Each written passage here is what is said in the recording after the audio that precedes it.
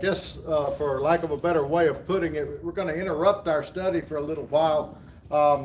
In February, the elders are going to teach a few classes in here, beginning, I believe, the 14th. We won't meet in here on the 7th because that's lectureship week, and we normally have a guest speaker in the auditorium. And so we'll be in the auditorium on the 7th, and then I believe for the next 4 weeks, is that right, Glenn? Beginning the 14th, the elders will be leading some classes in this room, and then at the conclusion of that, we'll resume our study. So I'm trying to package these next 2 weeks in a way that will be helpful to you, and that we can still pick up where we left off, in a few weeks down the road. I wanted to spend a lot of time on Antiochus IV, and I still want to do that. But I think before we get there, we really need to take a moment and lay some background with regard to the situation that's going on in Palestine before Antiochus really begins to wreak havoc on Jerusalem and the surrounding area, and then the Maccabean revolt breaks out. And also, I think if we can take this week and next week to set the stage for that, that makes a nice, neat break, so that when we pick back up later, we can go right into that history that we have a fair amount of detail about. We need to understand, I think, in order to really grasp and comprehend what's going on in this stage of history, just exactly the mindset, as best we can, of those who are living in Palestine now several generations removed from the Babylonian captivity. Okay? They have come out of Babylonian captivity with a deep, deep sense that it is vitally important that they adhere closely to the law of Moses and the covenant with God, in order that they not lose their standing with God again as their ancestors had done, which led to the Babylonian captivity. And there seems to be a deep cultural sense that we're not going to make that mistake again. Our parents played fast and loose with the law of Moses. Our parents did not give great attention to keeping the law of Moses. They did not pay very careful attention to being careful with keeping it pure.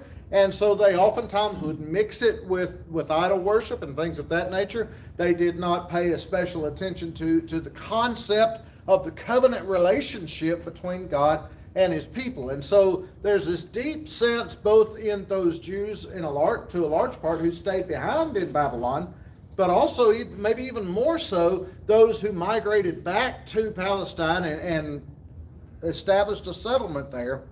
We are going to be dedicated to the law of the Lord. Now, of course, they hit some bumps in the road. We see that even in the Old Testament, don't we?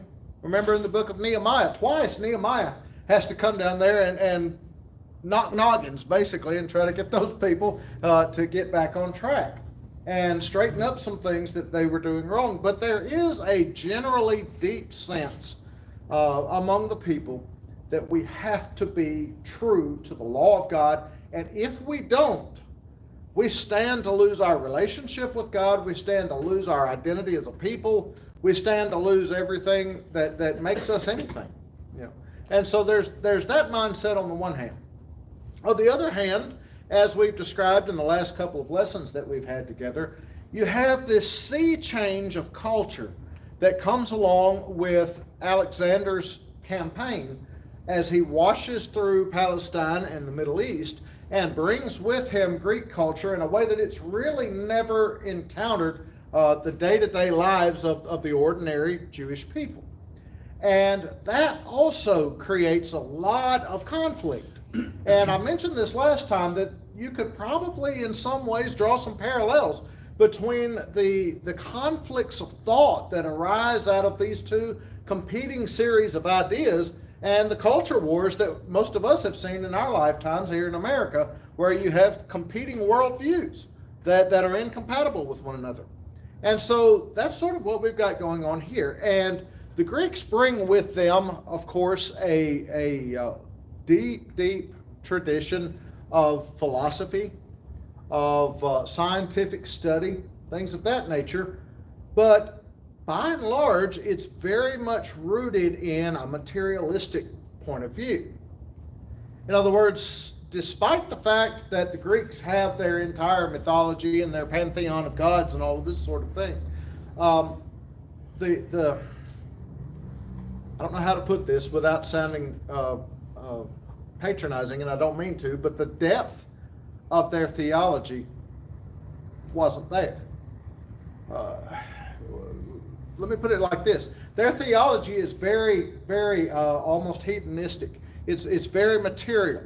Their gods are very human. Very human. For example, they tend to be very mercurial in their moods and their ways of looking at things. There's no idea of the Greek gods being constant and dependable and trustworthy, as opposed to, the God of heaven as he's presented throughout the Bible as being a constant, dependable, trustworthy person. There is no concept in the Greek theology that there's anything particularly wrong with the gods lying, changing their minds. Today I like you, tomorrow I don't like you, so I'm going to zap you. Having all of these capricious activities that they do because they didn't like this or they did like this, and they punished this person, and then the gods being in conflict with one another, that sort of thing is entirely foreign to the concept of the God that we read about in the Bible, who is united, who is constant, who is dependable, who is true to his word, not capricious and arbitrary at all, but reasonable and moral. And you just don't see that. Along with that, you have a focus on the here and now. We're very interested in the world in which we live, which in and of itself is maybe not necessarily a bad thing. They discovered a lot of useful things. The mathematics that we deal with today were largely derived from the Arabs and the Greeks. They discovered a whole lot about science that we wouldn't know but for their work, that sort of thing. But again, very materialistic point of view. Lifestyle-wise, philosophy of life, there were a number of different competing philosophies, but probably two of the more prominent were the Stoics and the Epicureans.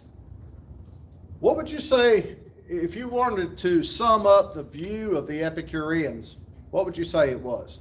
Pleasure. Yeah. Let me do what I want. Eat, drink, and be merry, for tomorrow we die is kind of the famous statement, right? The idea of that which brings the most pleasure generally is that which is the good, right? The Stoics, on the other hand, what was their point of view? Life is tough, live with it. That's not a bad way to put it. Yeah, but again, it's all about that which brings the greatest good, right? The Stoics had a view that which brings the greatest good is restraining my passions so that I don't overindulge into taking away from you. The Epicureans had more the idea of make sure that I don't miss an opportunity. But by and large, again, the focus on both extremes is on pleasure. The focus in even Old Testament theology is on an idea of holiness, sacredness, devotedness to the service of God that is somewhat sacrificial in nature. Greg, do you have a question? Both the Stoics and the Epicureans, they're very here and now, Yeah. this world, right? They're not looking forward. They're saying, deal with today. That's right. That's exactly right. And that sums up exactly what I'm saying. You have this wave of Greek thought that is just entirely subsumed in the world in which we live, with no view to the world perhaps to which we are going. And so you have this conflict of thought, all right? That is going to create a lot of issues in Palestine, because you're going to have, of course, a lot of Jews who are going to resist that line of thought and who are going to hold true to the traditions and the law and that sort of thing. But you're also always in any society going to have people who are ready to embrace any new idea that comes along. And sure enough, you had that as well. And so as the Greeks come into Palestine and they begin to bring with them their ideas, there was a significant portion of the Jewish population that was ready to absorb a lot of this Greek idea, this Greek thought, and to begin to adopt Greek practices. Okay? one of the points of contention came to be around the issue of circumcision. Now, this is an adult class. I'm going to be as discreet as possible in dealing with this, but you've got to understand the vital importance of the circumcision covenant to the Jewish worldview to be able to understand the effect that the Greeks had on it. Okay, so we go back in our Old Testaments to Genesis chapters 12, 15, and 17. And in those 3 chapters is where God lays out his covenant with Abraham. Okay? The covenant begins in Genesis chapter 12. He's leaving Ur of the Chaldees. He's going to a place that God's going to show him. God is going to protect him. God is going to care for him. He's going to make his name great, and in him all the families of the earth will be blessed, right?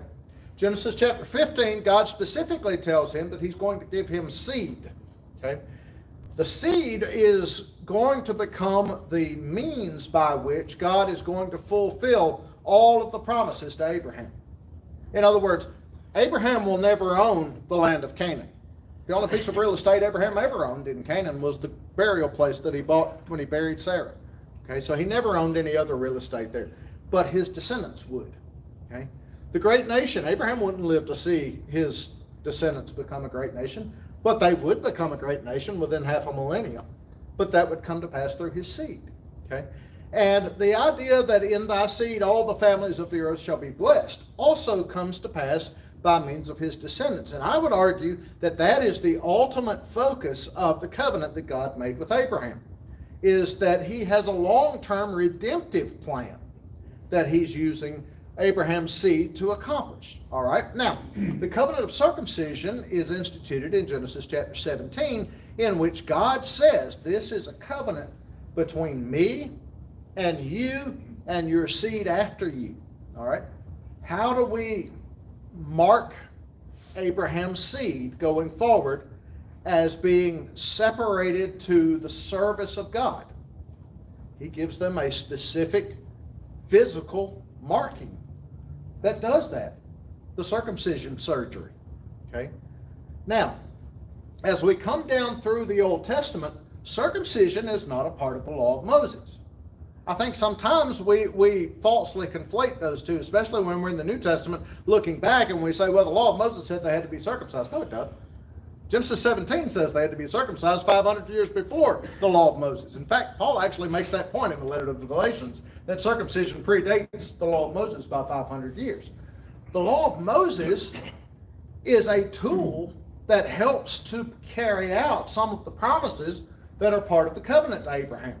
Okay? For example, the law of Moses organizes into a nation, the nation of Israel. That is certainly a fulfillment of the covenant to Abraham, right? The law of Moses organizes the nation of Israel not only as a nation, but as a nation of God's people, and a nation of people who have a system of ritual worship and all of those sorts of things, all right? Now, interestingly enough, when we get down to Moses himself in Exodus chapter 4, there's a rather bizarre little occasion that takes place there where Moses is about to go and begin to carry out his mission to Pharaoh, and all of a sudden God appears in the way and seeks to kill him. You remember this? And in order to, best we can tell, I mean, we have 3 verses on the subject? Best we can tell, in order to keep God from killing Moses, Zipporah, Moses' wife, quickly circumcises her 2 sons, who evidently up until this point had not been circumcised, and then Moses is able to go on his way and do his mission. Very interesting, somewhat bizarre situation that I have a lot of questions about that I don't have answers for. But what is interesting to me is that Moses evidently could not carry out his mission on behalf of God's people until this circumcision issue was resolved. Why? That's the mark of God's people, right? All right, now we come on down. When we open up our New Testaments in the book of Matthew chapter 1, Matthew opens the gospel, the book of the generation of Jesus Christ, the son of David, the son of Abraham. He does that, of course, because David was the one through whom the Messiah was promised to come, 2 Samuel chapter 7. But if we go to 1 Samuel chapter 17, one of the first times we really encounter David doing anything other than being anointed is we find him up in the valley of Elah taking supplies to his brethren who are in the army that's facing off against the Philistines, and down comes the Philistine champion Goliath and challenges the armies of the living God. And in 1 Samuel 17:26, David makes this statement: who is this uncircumcised Philistine who defies the armies of the living God? I would argue that his use of the word uncircumcised there is not accidental at all. I think David recognizes the fact that here is a man who has no special standing before God as the Israelites do. They are in a covenant relationship with God.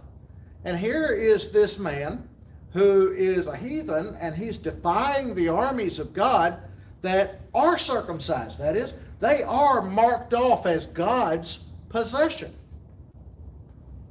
And he's essentially saying, who dares to challenge God by saying this? Right? Now, I think that statement betrays a little bit of why God describes David as a man after his own heart. Because David does have a deep sense of the value of this covenant relationship between God and his people. And as you read the Psalms that David wrote, you see that theme coming to the forefront time and time again. The value of the covenant relationship between the people and God. All right?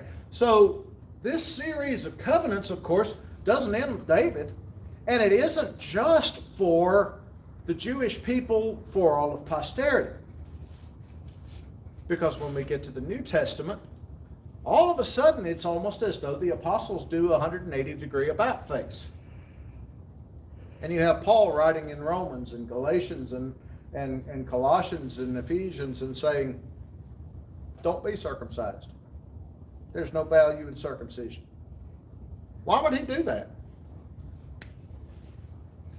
Was Paul circumcised? Yes, absolutely. He in fact wrote and told the Corinthians he was circumcised the 8th day, right?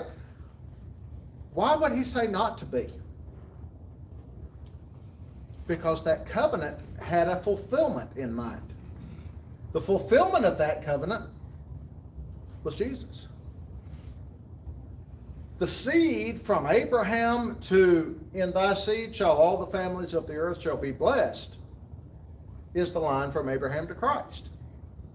When Christ gets here, that final aspect of the covenant is fulfilled. Okay? Christ himself is circumcised. Luke chapter 2, verses 21 through 24.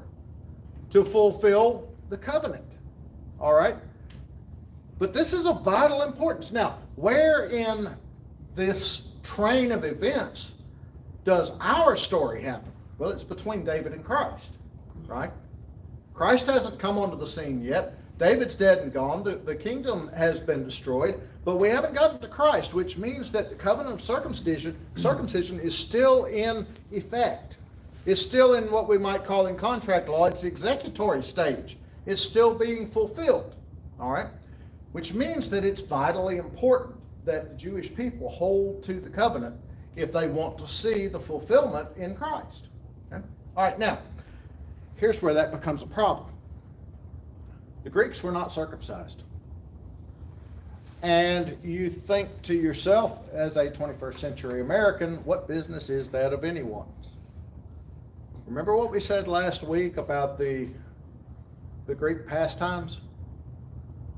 Sports that they were so fond of, and the fact that when they performed sports, they did so in the nude.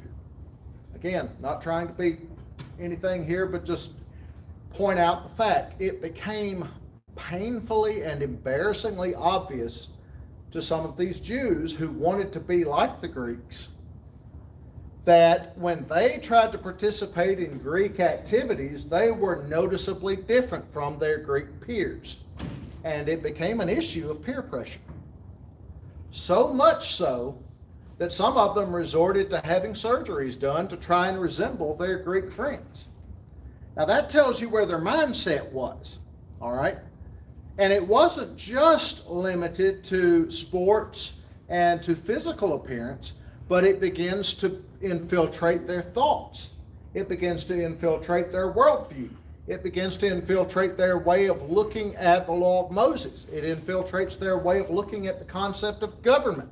It infiltrates their idea of sacrifice and all of these things that have come from the law of Moses. And what you have here is a full-on culture war going on in Palestine that is breeding two parties at opposite poles. All right, the party on the one pole says we have to hold true to the covenant of Moses or we lose our standing with God and we lose our hope of a Messiah.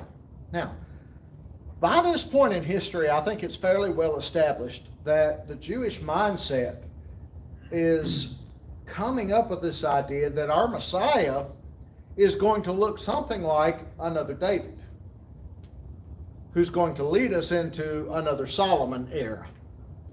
Now think about where David finds the nation of Israel. Yes, they've had Saul, but they were a loose confederation of tribes at best when David finds them. And they are not in any way organized into a kingdom proper. David pretty well welds the kingdom together during his tenure as king and gives them a capital and gives them a centralized king with a centralized point of worship and a centralized focus of government in a way that they'd never had under Saul, and they certainly never had under the judges, and they didn't have, of course, during the years of wilderness wandering. And so David takes this loose confederation of tribes and brings them into a nation. All right, now where are they? Well, number one, they have no sovereignty. They haven't had sovereignty since 606 BC, the first time Nebuchadnezzar attacked, if they even had it then. They're subject to Greek rule now. They were subject to Persian rule. The Greeks overthrew the Persians, but now they're subject to the Greeks. Sometimes that's okay. Sometimes not so much. Depends on which Greeks are in charge at the moment, right? The Greeks down in Egypt, by and large, let them alone and let them do what they wanted to do. But as we've talked about before, the Greeks down in Egypt and the Greeks up in Syria were always fighting over Palestine. And we're going to find out next week when we talk about Antiochus a little bit that one particular Syrian Greek was especially difficult on them. Okay, so now you've got this problem with they have no sovereignty. They have someone who is in charge of them who is not particularly friendly to their way of doing things. And on top of that, they're not especially influential on the world scene. Now, there's a time when the Jewish people were arguably about as influential as anyone. Think about Solomon's time, when Solomon was king. I mean, the man had a navy at a time when nobody had a navy. The man had mines all over the ancient world. His power was projected in a way that was hard to fathom, honestly. And in their minds, the Jews are saying, we need a Messiah who's going to come back, pull us back into a sovereign nation, and give us another golden age like Solomon did. And that's what they're looking for in the Messiah. Now, that's part of the reason that Jesus didn't fit the bill for them. But that's what they're looking for. And many of them think if we don't hold true to the covenant, we're going to lose our shot at this. And we're just going to sort of dissipate out into the nations the way the other 10 tribes did when Assyria took them. Okay. Now, what about the opposite point of view? The opposite point of view, of course, are those who see themselves as progressive-minded. These folks over here that are so stuck on the law of Moses, well, they're old-fashioned. And they're stuck in ancient history. And they're tied down by ideas that are outmoded and outdated. I mean, look at these Greeks. These Greeks have got the cutting edge. These Greeks have got Pythagorean mathematics that Jews knew nothing about. These Greeks have biological and physical science understandings that the Jews knew nothing about prior to this. These Greeks have this worldly view where they have such a great rapport with all these different cultures around the world, and they know so much more. Their worldview is so much broader than ours. We've got to broaden our horizons. That's the concept here. Question. I know we're 2,000 plus years removed from that, but does that sound so horribly foreign to the world we live in today? Humanity is really the same throughout the ages, isn't it? And that's the conflict that you've got. Well, what that ends up leading us to is, on the one hand, the Pharisees, and on the other hand, the Sadducees. Okay? Remember what the Sadducees are noted for in the New Testament? What do they not believe in? Resurrection. They don't believe in the resurrection. Why did they not believe in the resurrection? Or let me put it like this: who else didn't believe in the resurrection? Greeks didn't believe in the resurrection. Why? To the Greek mind, the idea of a human spirit escaping the human mortal body was the greatest thing that could ever happen to the human spirit. The idea of putting it back into a mortal body was anathema. So when Paul writes in 1 Corinthians chapter 1 that we preach Christ crucified, to the Jews a stumbling block and to the Greeks foolishness. Why was it foolishness to the Greeks? Well, primarily because of the idea of the resurrection. Why on earth would you call a soul back from the Elysian fields and put it back into a mortal body? To the Greek mindset, right? And so the Sadducees, adopting this Greek worldview, say, well, there's no resurrection. I mean, when you're dead, it's over. That's the end of earthly life. They also didn't believe in angels. That's an interesting one. I wonder, and this is one of those times where I really wish I had a time machine.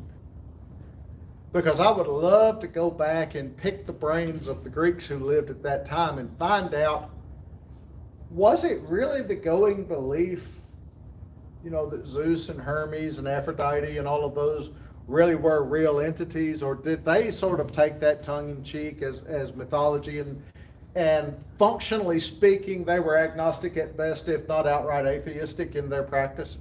I wonder. Functionally, I think they really were, because of their emphasis on the here and now, right? And that seems to be the idea that the Sadducees had, is that all this otherworldly stuff is a waste of time.